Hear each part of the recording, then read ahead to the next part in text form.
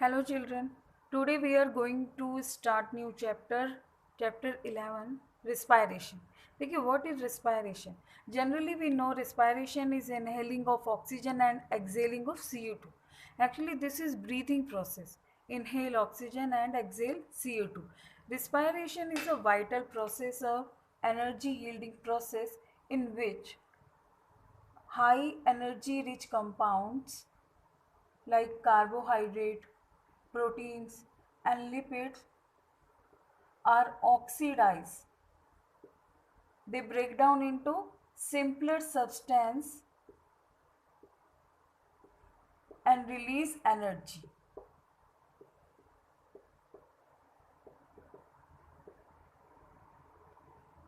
That is called respiration.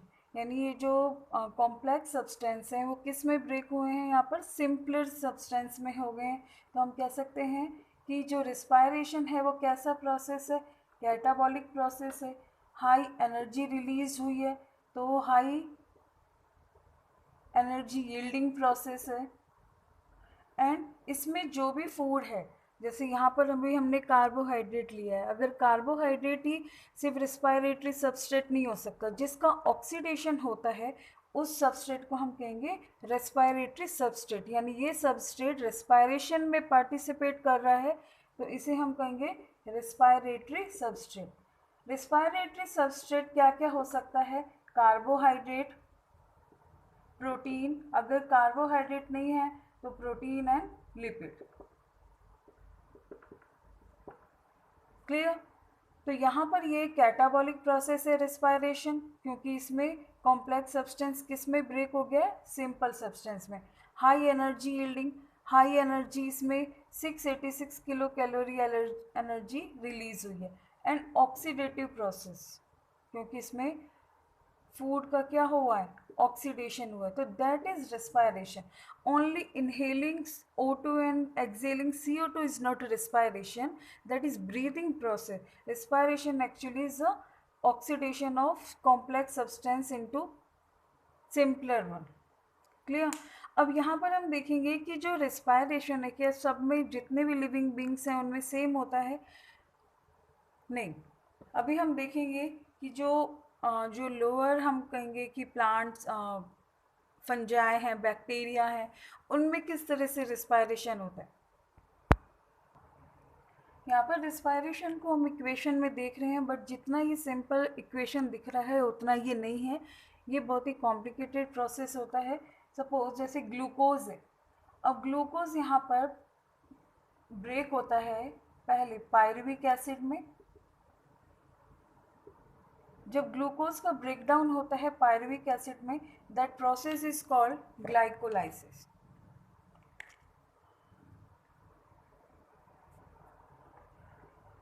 Glycolysis means lysis of glucose.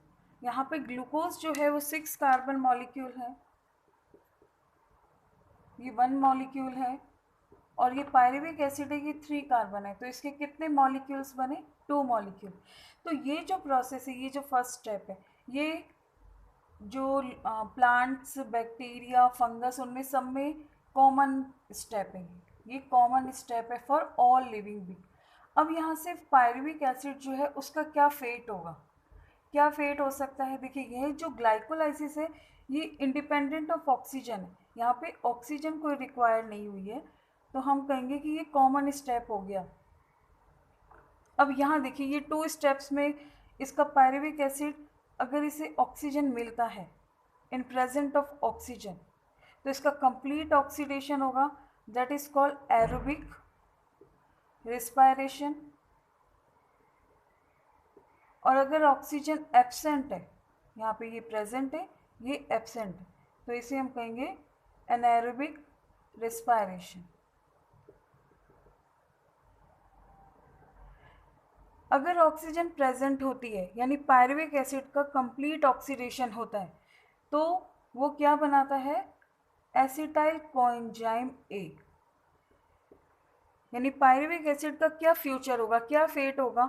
In presence of oxygen it will form acetyl coenzyme ए. अगर oxygen नहीं मिलती है तो ये बनाता है C2H5OH, यानी एल्कोहल, एल्कोहल का फॉर्मेशन होता है। और यहाँ से फिर एसिटाइल कोएंजाइम ए आगे क्या बनाएगा, CO2 plus H2O plus energy.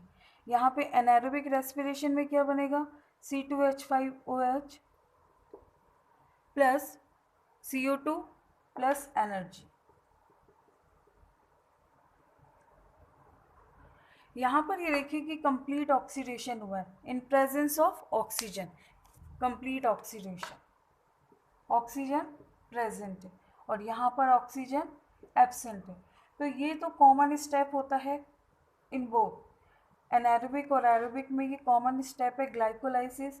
इसके बाद में अगर पायरुविक एसिड को ऑक्सीजन मिलता है यानी एरोबिक रेस्पिरेशन में, तो वो क्या फॉर्म करता है, एसिटाइल कोएंजाइम में, यानी ग्लाइकोलाइसिस के बाद ही आता है क्रेब्स साइकिल। ये हम इस चैप्टर में आगे पढ़ेंगे, जिसका क्या रिजल्ट होता है, CO2 H2 और एनर्जी। वेयर एनारोबिक रेस्पिरेशन में ऑक्सीजन नहीं मिलती, यानी इनकम्प्लीट ऑक्सीडेशन हुआ है, ऑक्सीडाइज तो हुआ है फूड, देखिए ग्लूकोज से अल्कोहल बन रहा है, यहाँ पर ऑक्सीडेशन ऑक्सीडाइज हुआ है बट इनकम्प्लीट ऑक्सीडेशन कहेंगे, और उसका क्या रिजल्ट होता है, अल्कोहल का फर्मेंटेशन, जिसे हम अल्कोहल का फॉर्मेशन, जिसे हम फर्मेंटेशन भी कहते हैं। ये किस में मिलता है, एनारोबिक रेस्पिरेशन, ये होता है बैक्टीरिया, फंजाई, जितने भी ये जो ड्राई सीड्स होते हैं, जो स्टोर सीड्स हैं, जो सीड्स क्या है रखे हुए हैं जिन्हें अभी सॉइल में ग्रो नहीं किया है, स्टोर सीड, वो भी डेड थोड़ी हैं, ठीक है, उनमें भी क्या है, उनमें भी रेस्पिरेशन हो रहा है, but in absence of oxygen we can say anaerobic respiration हो रहा है। और जब सीड को क्या करेंगे हम, जैसे जर्मिनेट करते हैं, जैसे स्प्राउट जो अंकुरित होते हैं, ये जो ग्राम है, मूंग, चना, जब ये अंकुरित होगा तो ये भी क्या होता है, इन एब्सेंस ऑफ ऑक्सीजन ही ये जर्मिनेट होते हैं। तो हम कहेंगे कि जर्मिनेशन जो होता है सीड में, वो भी कैसा होता है, विदाउट ऑक्सीजन, जर्मिनेटेड सीड। और फ्रूट जो होते हैं, जब फ्रूट राइप हो रहे होते हैं, यानी वो अलग हो गए हैं प्लांट ट्री से और वो राइप हो रहे हैं, तो उनमें भी रेस्पायरेशन हो रहा है, that respiration is also anaerobic respiration. तो दूसरे नेक्स्ट एग्जांपल है फ्लैशी फ्रूट्स में भी। और एरोबिक रेस्पिरेशन यानी इन प्रेजेंस ऑफ ऑक्सीजन, ये क्या किस किस में होता है, प्लांट्स में, एनिमल्स में एंड ह्यूमन बीइंग में। और एनारोबिक रेस्पिरेशन किस में होता है, एनारोबिक रेस्पिरेशन होता है बैक्टीरिया में, several fungi, store seed, germinated seed and fleshy fruits में। क्लियर। हम देखेंगे अब कि ये जो कितने टाइप्स के रेस्पिरेशन होते हैं। तो ये aerobic and anaerobic. Aerobic means in presence of oxygen, anaerobic means in absence of oxygen. On the basis of respiratory substrate, respiration is of two types, floating respiration and protoplasmic respiration. Floating respiration means अगर respiratory substrate क्या हो, carbohydrate हो। Primary जो है, ये जो glucose है, carbohydrate है। तो यहाँ पर जो चीफ हम कहेंगे कि जो मेन रेस्पिरेटरी सबस्ट्रेट होता है, वो क्या होता है, कार्बोहाइड्रेट होता है। अगर कार्बोहाइड्रेट एब्सेंट है, यानी इन एब्सेंस ऑफ कार्बोहाइड्रेट, तब दूसरे रेस्पिरेटरी सबस्ट्रेट हो सकते हैं लिपिड एंड प्रोटीन। तो यहाँ पर क्या है, फ्लोटिंग रेस्पिरेशन किसे कहेंगे हम, when carbohydrate are considered as respiratory substrate, that is called floating respiration. Protoplasmic respiration means when proteins क्या हैं, proteins अगर act as respiratory substrate, then it is called protoplasmic respiration. ये term दी थी Blackman, this term was given by Blackman. उन्होंने कहा था कि when protein act as respiratory substrate, that is called protoplasmic respiration. Protoplasmic respiration जब होगा जब carbohydrate यानी ये जो कार्बोहाइड्रेट एब्सेंट होगा।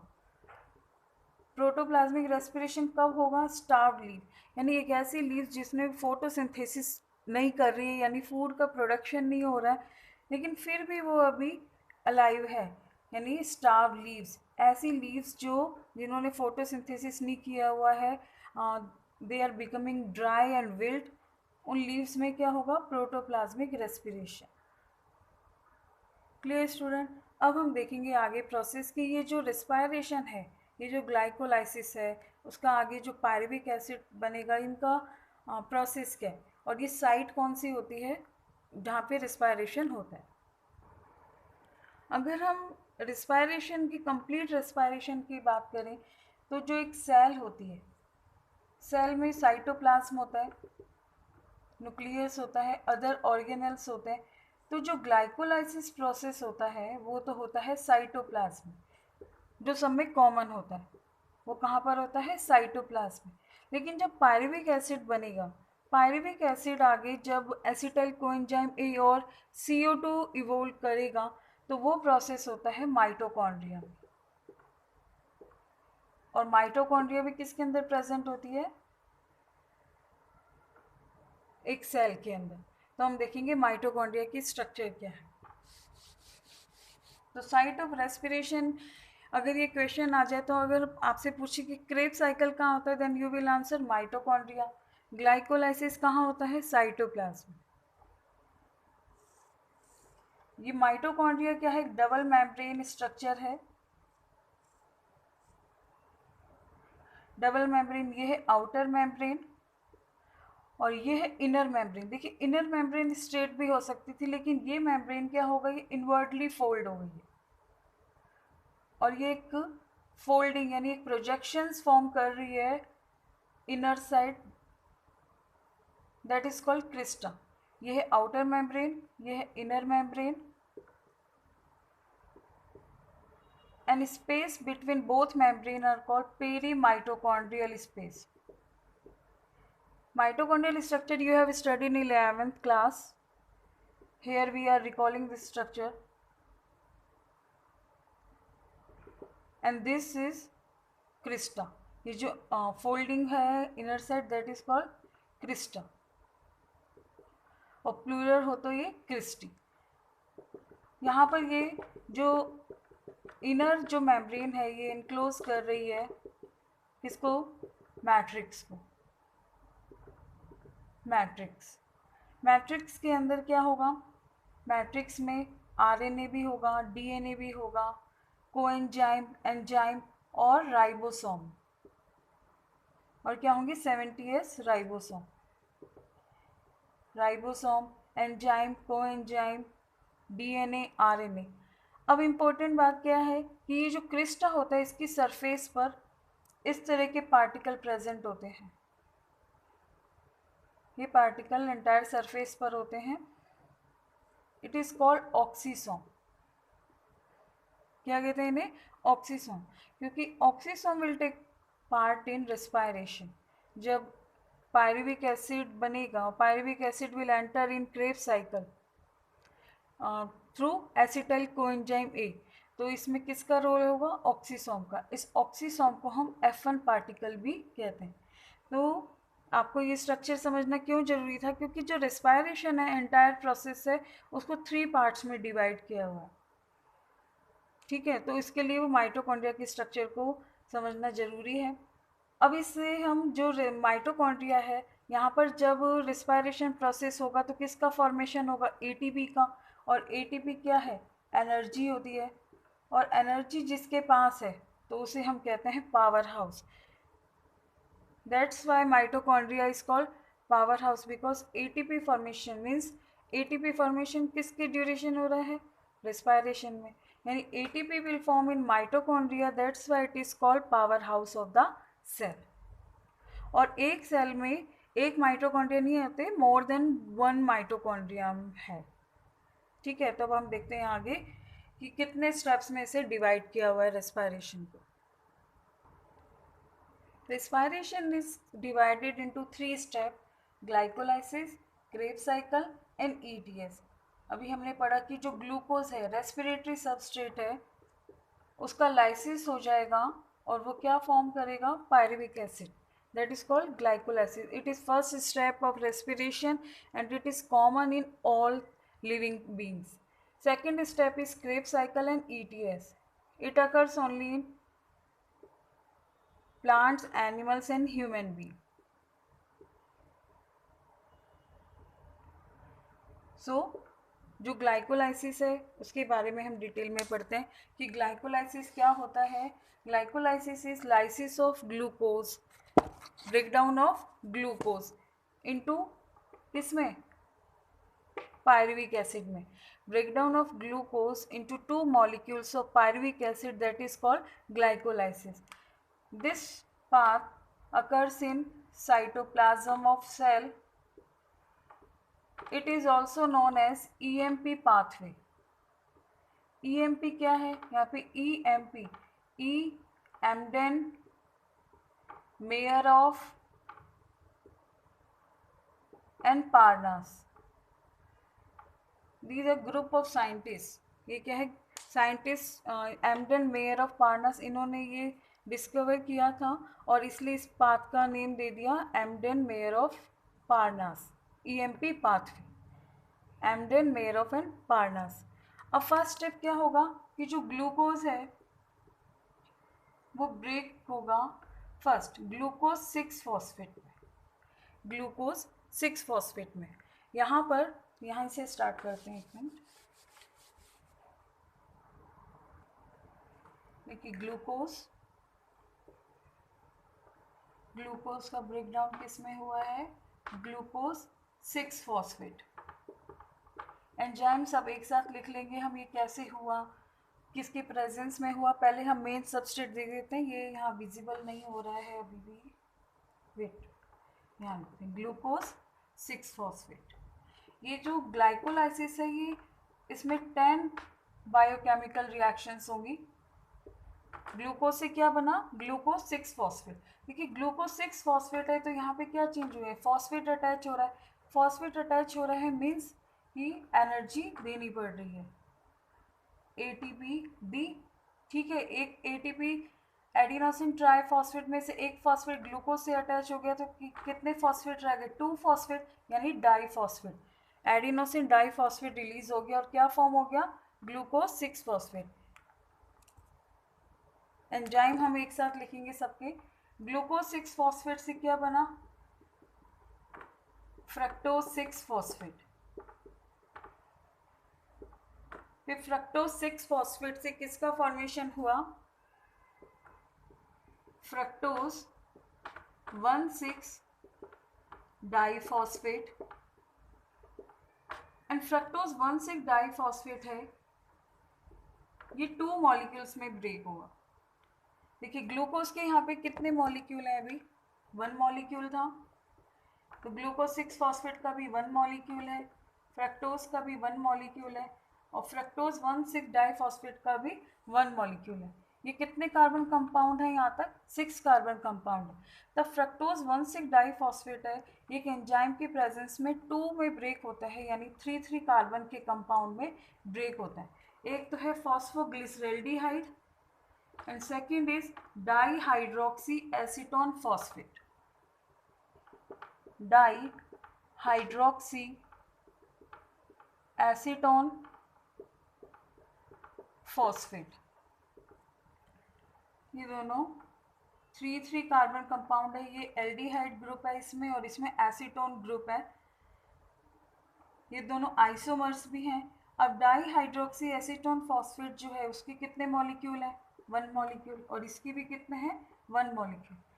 डाईहाइड्रोक्सी एसीटोन फॉस्फेट किस में चेंज हो रहा है, PgAl में हो रहा है, तो इसके कितने मॉलिक्यूल हो गए, टोटल 2 मॉलिक्यूल हो गए, यानी PgAl के अब 2 मॉलिक्यूल हो गए. तो PgAl आगे बनाता है 1,3, क्योंकि ये दोनों मिल जाएंगे तब इसके अब बनाएगा 1,3 डाईफॉस्फो ग्लिसरेल्डिहाइड. यहाँ पर ये वाला जो स्टेप है ये नॉन एंजाइमेटिक है. ये वाला PgAl से जब 1,3 डाईफॉस्फोग्लिसरेल्डिहाइड बन रहा है, यहाँ पर एक एंजाइम एब्सेंट है. ऑल जितनी भी रिएक्शंस हैं 10 बायोकेमिकल रिएक्शन है उनमें सब में प्रेजेंट है, बस ये एक स्टेप है जो नॉन एंजाइमेटिक है। अब 1,3-डाइफॉस्फोग्लिसरैल्डिहाइड से क्या बनेगा, यहाँ तक आपने नोट कर लिया होगा, सो I can erase this.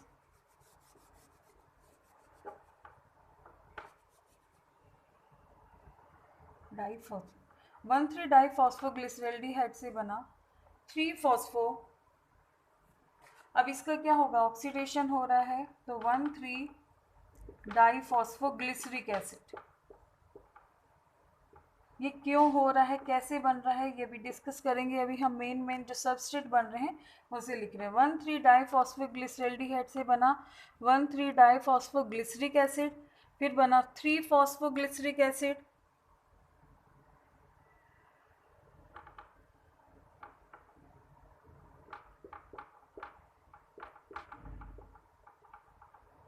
Three phosphoglyceric acid से 2-फॉस्फोग्लिसरिक एसिड,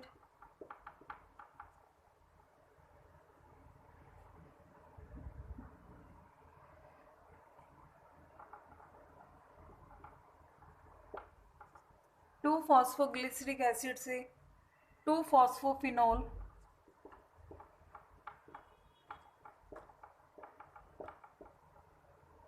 पायरुविक एसिड,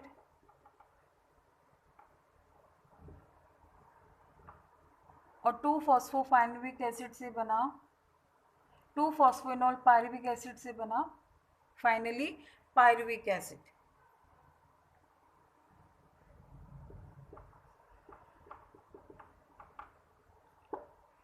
अब देखते हैं एक मिनट, यहाँ पे देखो ग्लूकोज से जब बना ग्लूकोज 6-फॉस्फेट, यहाँ पे फॉस्फेट अटैच हो रहा है किसकी प्रेजेंस में, एटीपी की प्रेजेंस में, और यहाँ पर एक एंजाइम वर्क करेगा जिसने काइनेस, हेक्सोकाइनेस। कौन सा एंजाइम है, हेक्सोकाइनेस।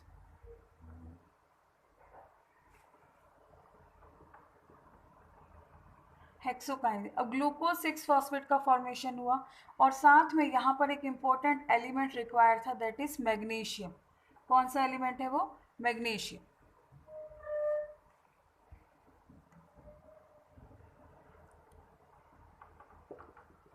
ग्लूकोज 6-फॉस्फेट से बना फ्रक्टोज 6-फॉस्फेट, ये आइसोमर है, तो हम कह सकते हैं ये आइसोमरेज। एंजाइम की प्रेजेंस में ग्लूकोज 6-फॉस्फेट से क्या बना, फ्रक्टोज 6-फॉस्फेट। फिर फ्रक्टोज 6-फॉस्फेट से बना फ्रक्टोज 1,6-डाइफॉस्फेट, यानी एक फॉस्फेट और अटैच हो रहा है। यहाँ पे देखिए पहले 6-फॉस्फेट था, अब 1,6-डाइफॉस्फेट है। इट मीन्स कि एक एटीपी और यूज हुआ है, तो एटीपी यहाँ पर दिया, एक फॉस्फेट अटैच हुआ, और क्या रिलीज हो गया, एडिनोसिन डाइफॉस्फेट। अब फ्रक्टोज 1,6-डाइफॉस्फेट से क्या बन रहे हैं, 2 मॉलिक्यूल्स बन रहे हैं 3-3 कार्बन के, तो हम यहाँ पे लिखेंगे एल्डोलेज एंजाइम। एल्डोलेज एंजाइम की प्रेजेंस में ये ब्रेक डाउन होगा, और ये दोनों आइसोमर हैं, तो ये आइसोमरेज एंजाइम की प्रेजेंस में इंटरचेंज होते हैं। फिर यहाँ पे बन रहा है PgAl के 2 मॉलिक्यूल्स हो गए, 1 मॉलिक्यूल ये ऐड हो गया, तो ये हो गए 2 मॉलिक्यूल्स ऑफ PgAl, तो बना रहे हैं 1,3-डाइफॉस्फोग्लिसरैल्डिहाइड। यहाँ पे कोई एंजाइम नहीं है, पहले ही बताया था, लेकिन एक फॉस्फेट अटैच हो रहा है। ये फॉस्फेट मिल रहा है H3PO4 फॉस्फोरिक एसिड से, ना कि ATP से। यस रिमेंबर स्टूडेंट, ये जो फॉस्फेट मिलेगा ये H3PO4 से मिलेगा। फिर 1,3-डाइफॉस्फोग्लिसरैल्डिहाइड से किसका फॉर्मेशन हो रहा है, 1,3-डाइफॉस्फोग्लिसरिक एसिड का।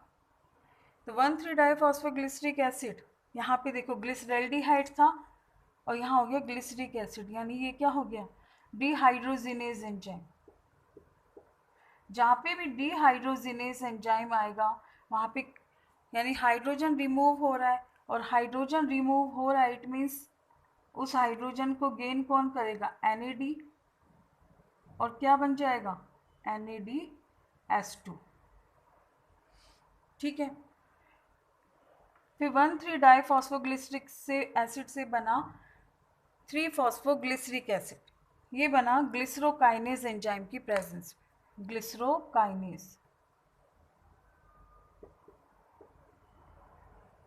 ग्लिसरोकाइनेज एंजाइम। 3 फॉस्फोग्लिसरिक एसिड से 2 फॉस्फोग्लिसरिक एसिड में कन्वर्ट हो रहा है, यानी म्यूटेशन हो रहा है। ये पहले 3rd पोजीशन पे फॉस्फेट था, अब किस पे आ गया है, 2nd पोजीशन पे, यानी ये म्यूटेशन हो गया, mutase enzyme. Mutation means isomer ही है इसका। अब 2 फॉस्फोग्लिसरिक एसिड में एक इनोल जुड़ गया, फॉस्फोइनोल, यानी एक अल्कोहल ग्रुप जुड़ गया, तो उसे हम कहेंगे इनोलेज एंजाइम। इनोलेज एंजाइम की प्रेजेंस में, और इनोलेज से अब देखो फॉस्फोइनोल पायरुविक एसिड, यहाँ पर जब ये पायरुविक एसिड का फॉर्मेशन हो रहा है तो ये फॉस्फेट हट रहा है। फॉस्फेट क्या हो रहा है, रिमूव हो रहा है। तो ये फॉस्फेट रिमूव हो रहा है यानी एटीपी मिल रहा है, एटीपी मिल रहा है।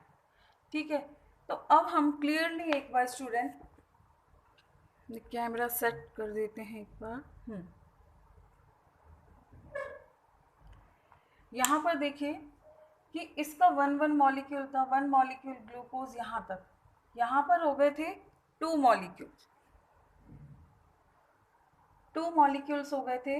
1 तो ये खुद था ही, और 1 किस में कन्वर्ट हो गया था, डाई HAP हो गया था PgAl में। तो कितने मॉलिक्यूल हो गए यहाँ पर, 2 मॉलिक्यूल।